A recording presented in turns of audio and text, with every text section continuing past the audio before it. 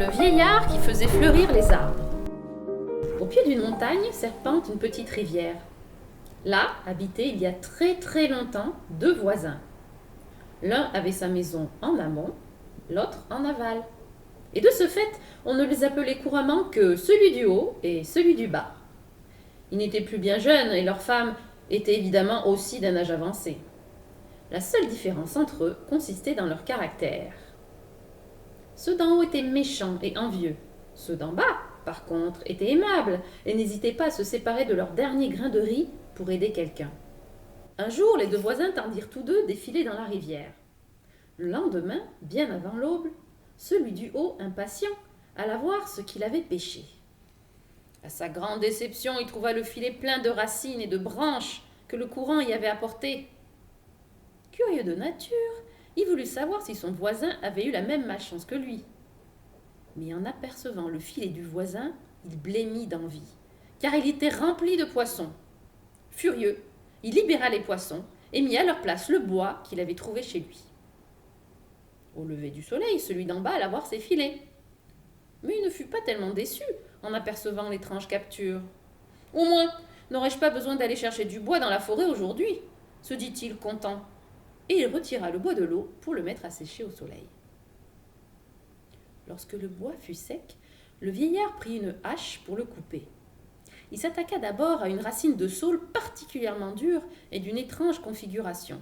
« Je vais commencer par là, pendant que j'ai encore beaucoup de force, dit-il, car couper une telle racine n'est pas chose facile. » Il posa la racine sur le sol et avant de commencer, il réfléchit tout d'abord comment s'y prendre. Puis il essaya, mais, chose curieuse, à peine la hache eut-elle touché la racine que celle-ci se brisa d'elle-même en deux, et chose encore plus étrange, de l'ouverture sortit un mignon petit chien blanc.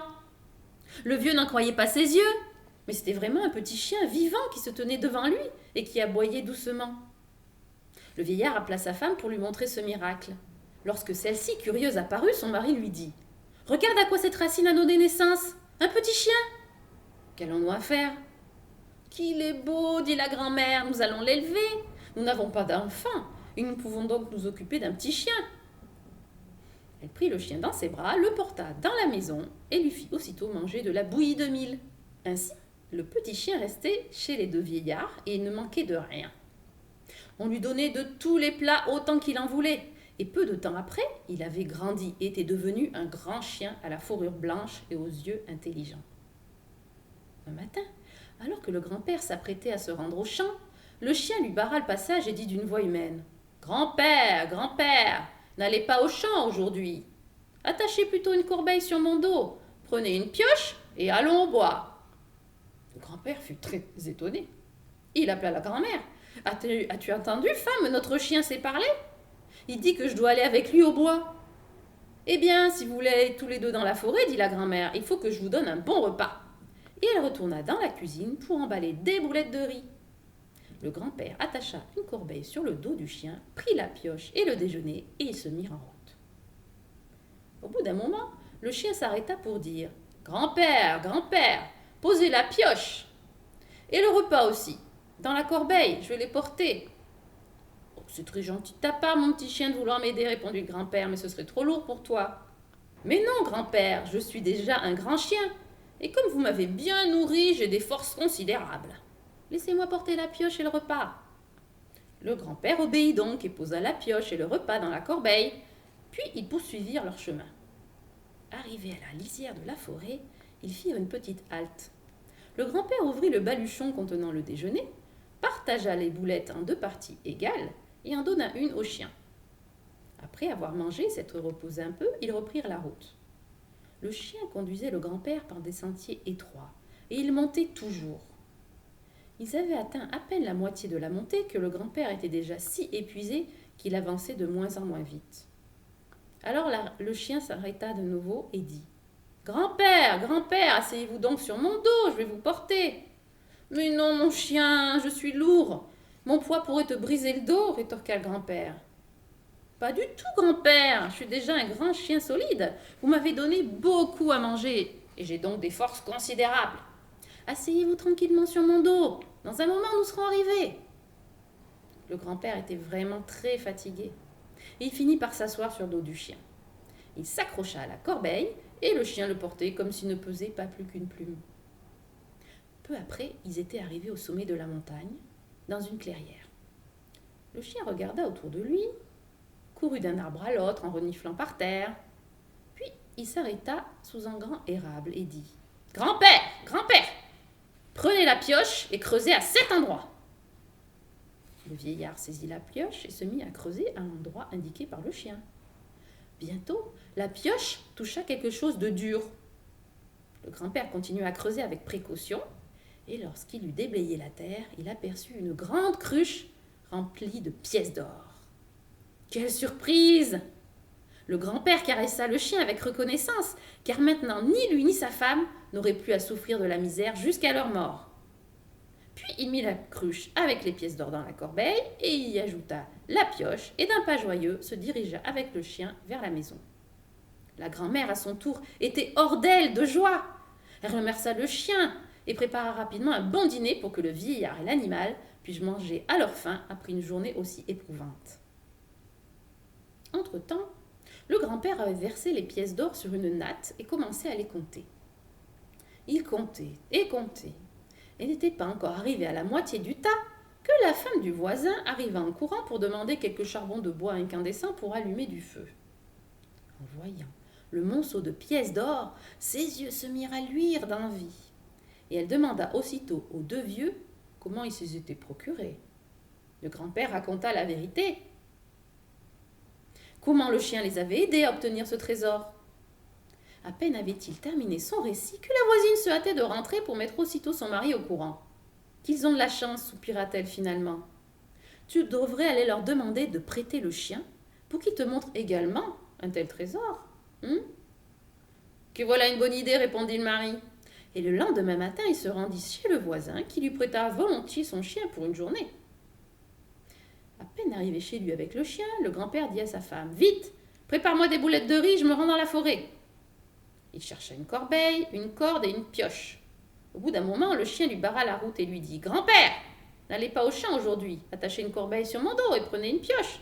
Nous allons dans la forêt. » « Pourquoi donc crois-tu que je t'ai emprunté ?» répondit le voisin du haut. « Évidemment, nous allons au bois. » Et il attacha la corbeille sur le dos du chien, y déposa la pioche, le repas et s'assit sans y être invité sur le dos du chien tout en criant « Eh bien, cours, pour que nous ne perdions pas de temps !» Le chien suivit le même chemin que la veille, mais la route paraissait bien trop longue au voisin du haut, et pour tuer le temps, il mangea donc une boulette de riz après l'autre.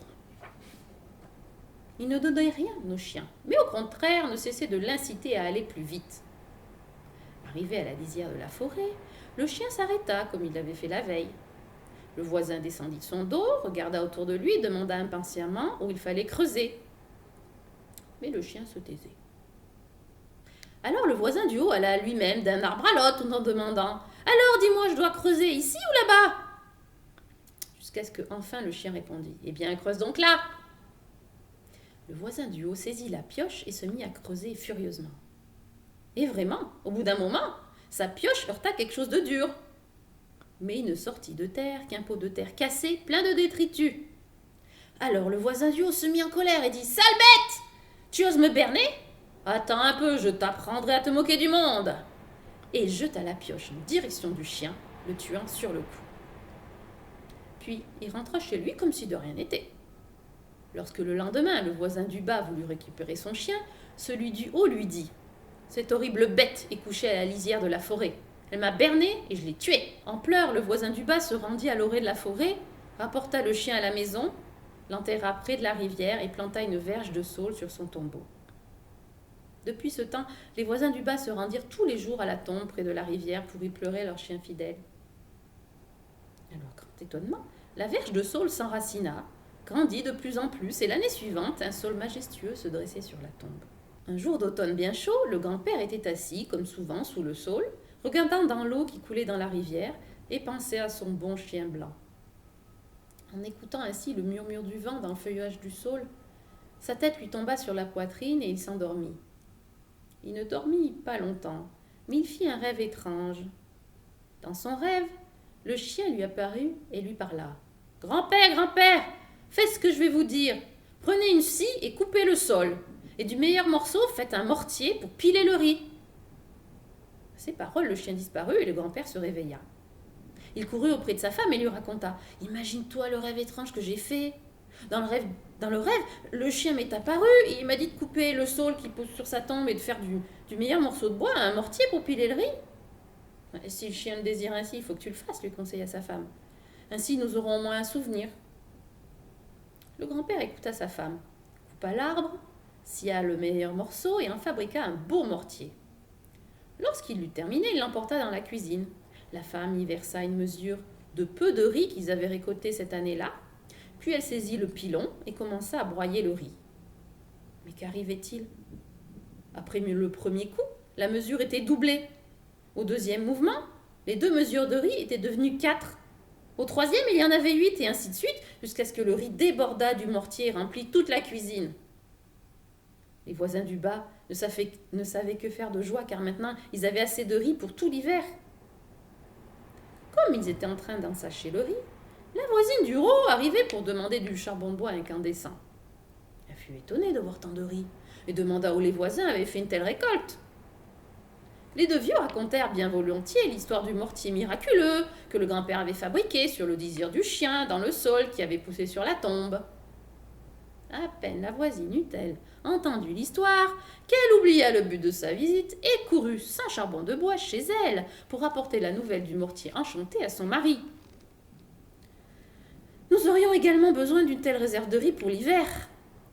Sais-tu, demain tu emprunteras le mortier et nous en sortirons encore beaucoup plus de riz, de quoi remplir une grange. Le lendemain, le voisin du haut se rendit chez son voisin, qui ne fit pas de difficulté pour lui prêter le mortier, car il ne l'enviait pas. Le voisin du haut emporta le mortier à la maison et le plaça devant la grange. Puis sa femme y versa une mesure de riz et se mit à piler. Mais à peine eut-elle fait un premier mouvement, qu'il n'y avait dans le mortier que la moitié de la mesure. Au deuxième mouvement, il n'y en avait plus qu'un quart et au troisième, il n'en restait plus qu'un huitième. Et si la voisine ne s'était pas arrêtée alors, il ne serait rien resté dans le mortier. Le lendemain, le voisin du bas voulut reprendre son mortier, mais son voisin lui dit « C'était un faux mortier, il m'a berné, volé, et pour le punir, je l'ai brisé et brûlé. » « Quel dommage, dit le voisin du bas, le mortier était un souvenir de notre chien. En avez-vous au moins encore un peu de cendre? J'aimerais en apporter à titre de souvenir. Prenez-en tant que vous voulez, au moins je n'aurai pas le travail de le disperser. » Le voisin du bas étala sa veste, ramassa autant de cendres qu'elle pouvait en contenir et l'emporta avec précaution chez lui. Il était déjà dans son jardin lorsque soudain le vent se leva, dispersant dans toutes les directions le peu de cendres qu'il avait ramassé. Les cendres voltigèrent puis se déposèrent lentement sur les arbres du jardin. Au même instant, tous les arbres se trouvaient en fleurs, bien qu'un instant auparavant tout ait été dépouillé, comme c'est le cas en automne. Le voisin du bas s'en étonna et appela sa femme. « Regarde, ma chère femme, avec les cendres de notre mortier, j'ai fait fleurir les arbres. » La grand-mère remercia le grand-père et le chien, puis elle dit « C'est notre prince qui devrait voir cette splendeur. Tu sais bien combien il aime les fleurs de cerisier. Le prince s'en réjouirait très certainement. » Le grand-père fut enthousiasmé par cette idée de la grand-mère. Il déposa le restant des cendres dans un petit sachet de lin et prit la direction du jardin princier. Là, il grimpa sur un arbre et attendit le passage du prince. Il était venu à temps, car peu après, il entendit des pas de chevaux et des voix joyeuses. Le prince sortait avec sa suite. Lorsque les cavaliers furent arrivés près de l'arbre, le prince découvrit le vieux et lui demanda ce qu'il y faisait. Le voisin du bas s'inclina respectueusement et dit « Je suis le vieillard qui fait fleurir les arbres. Si vous le désirez, ô noble prince, votre jardin ne sera qu'une mer de fleurs. »« Je sais faire fleurir les arbres en automne, » dit le prince. « Bon, il faut que tu m'en fasses une démonstration. Tu ne peux pas savoir combien j'ai envie de voir des fleurs. » Alors le grand-père ouvrit son sachet, prit une poignée de cendres et les jeta en l'air. Au même instant, l'arbre sur lequel il était assis se couvrit de fleurs. « Ah !» soupira le prince, surpris et heureux. Et toute la suite se mit à chanter des louanges. Le vieillard jeta les cendres de tous les côtés, et bientôt tout le jardin était en fleurs. C'est vraiment un art extraordinaire, loua le prince. Tu m'as fait un immense plaisir. Et pour te remercier d'avoir donné à mon jardin une si belle parure, je te fais cadeau d'un vêtement princier. Le prince était content de son idée et aussitôt il envoya des valets chercher au palais les plus beaux habits de la soie la plus pure. Puis il contempla encore une fois le jardin en fleurs et fit un signe amical au grand-père et passa son chemin. Le grand-père revêtit aussitôt les magnifiques habits que le prince lui avait donnés et eut de la peine à se reconnaître. Il y en avait du tissu. Certainement sera-t-il possible d'en faire aussi un kimono pour la grand-mère, pensa le vieux. Et il courut chez lui avec son cadeau. Devant sa hutte, il rencontra la voisine du haut, qui était une fois de plus venue prendre un peu de charbon bois incandescent. Voyant le voisin arriver dans des habits princiers, elle demanda naturellement aussitôt où il les avait eus. Et le voisin lui raconta comment le prince l'avait récompensé d'avoir fait fleurir le jardin princier avec les cendres du mortier. Saisie par l'étonnement et l'envie, la voisine en oublia le charbon et courut chez elle pour apporter la nouvelle à son mari. « Nous avons encore pas mal de cendres dans ce mortier, dit-elle enfin. Prends-les et rends-toi dans le jardin de notre princesse. Elle te donnera certainement des vêtements encore plus beaux si tu fais fleurir ses péchés. » Le voisin du haut prit un grand sac plein de cendres et se rendit dans le jardin de la princesse. Là, il grimpa sur le péché le plus haut et attendit que la princesse se rendît au jardin. Il n'eut pas à attendre bien longtemps. Peu après, la princesse, accompagnée des dames de la cour et des courtisans, sortit du palais. En arrivant dans le jardin, la princesse découvrit le vieillard dans l'arbre et lui demanda ce qu'il y faisait. Alors le voisin du haut plongea sa main dans le sac et dit « Je suis le vieillard qui fait fleurir les arbres. Je vais faire fleurir vos péchés contre de beaux vêtements. » À ces paroles, il saisit les cendres et les dispersa autour de lui.